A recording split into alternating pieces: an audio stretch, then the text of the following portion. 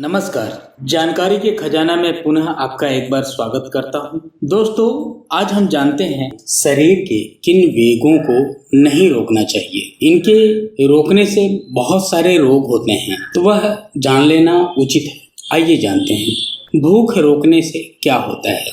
भूख को क्यों नहीं रोकना चाहिए। दोस्तों, भूख रोकने से, भूख लगने पर भी न खाने से शरीर टूटता है, अरुचि, ग्लानि और दुर्बलता आती है।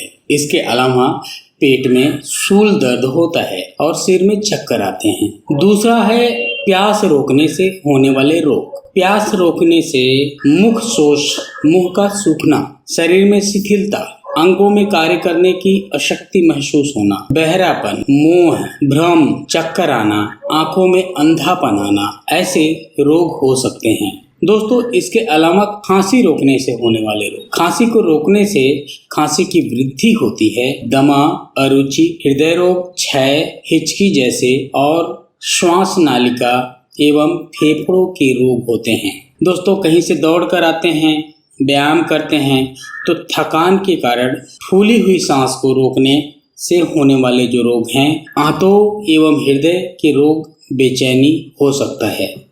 छींक को रोकने से होने वाले रोग में सिर दर्द होता है, इंद्रियां दुर्बल बनती हैं, गर्दन में अकड़न आती है, आर्दित नामक वायु रोग मतलब मुंह का पक्षाघात, लकवा भी होने की संभावनाएं रहती हैं।